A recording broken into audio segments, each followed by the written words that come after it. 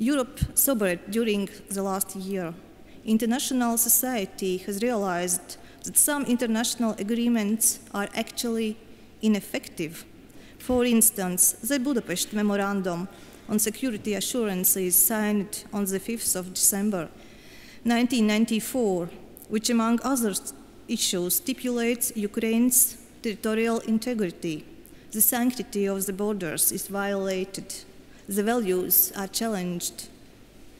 There are politicians who believe that peace can be reached by satisfying the growing demands of the aggressor in hope to preserve wealth, financial gain, and comfort. In this regard, I want to remind about the Munich Agreement of 1938, when international players believed that they are ensuring peace by permitting the annexation a part of Czechoslovakia. That peace did not last and brought a major pan-European war. The lessons of the past should not be forgotten. And certainly the situation today is even more complex. We in the Baltics have a neighbor who constantly reminds us of its nuclear capability. Russia's possession of nuclear weapons is combined with a growing wave of hatred that resulted in appalling political murder last week. But even under current circumstances, we should not stop looking for shared attitudes. I would dare to say that Europe has not lost its eagerness to look for solutions. I truly believe that they will be found. We strongly condemn the hybrid warfare launched by Russia in the eastern regions of Ukraine, where it is employing a combination of unmarked armed and trained separatist groups and units of the regular army, as well as elements of information and economic warfare. We have realized that security threats are no longer only of military nature. Russian aggression against Ukraine demonstrated that Russia used both conventional and unconventional methods. We have to develop our capabilities to face hybrid threats. Latvia supports timely and speedy development of common EU communication strategy, which would enable the EU to counter effectively disinformation campaigns carried out in such information war. We have to follow closely whether the agreement reached in Minsk leads to the de-escalation of the crisis and serves as a basis for sustainable political solution with respect for Ukraine's independence, sovereignty, and territorial integrity.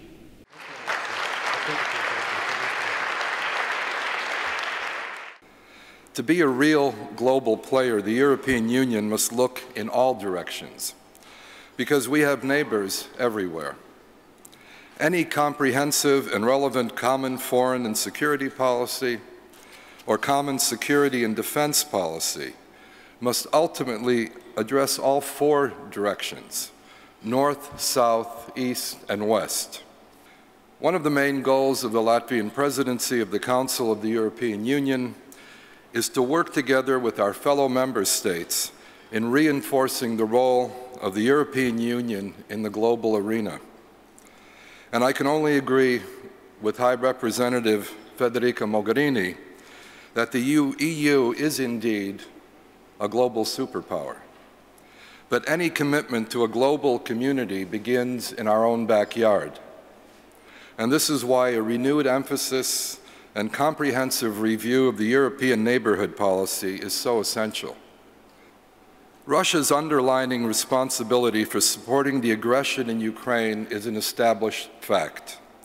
It has been repeatedly noted by the EU, by NATO, OSCE, and countless other sources. The EU has also reiterated its strong condemnation of the illegal annexation of Crimea. And yet, Russia's ongoing involvement in the conflict in Ukraine does not diminish the strategic importance of the Eastern Partnership. To the contrary, this policy in support of security, stability, the rule of law, and democracy in the EU's eastern neighborhood is now an essential element of Europe's security strategy. It is now more important than ever. But at the same time, and of equal importance, is European Union's southern neighborhood. Apart from the enormous humanitarian crisis in this region, terrorism, extremism, and conflict in this region pose a direct threat to all EU member states. Illegal migration and human trafficking, serious problems in and of themselves, have been enhanced by the return to Europe of hardened terrorists and extremists. This alarming turn of events impacts all of our countries and endangers the security of all of our citizens. At a national level, we all know the old adage that foreign policy is simply an extension of our domestic policies. But this applies to the EU as a whole, especially when it comes to security. The unresolved conflicts outside our borders are already undermining security within our borders. And the threat comes not only from bombs and bullets, but from the growing weaponization of information. Those who wish to undermine our stability, resolve, and unity are waging a sophisticated battle for the hearts and minds of our citizens. Together, the EU and NATO are much better equipped to create synergies for countering hybrid threats, terrorism, and information warfare.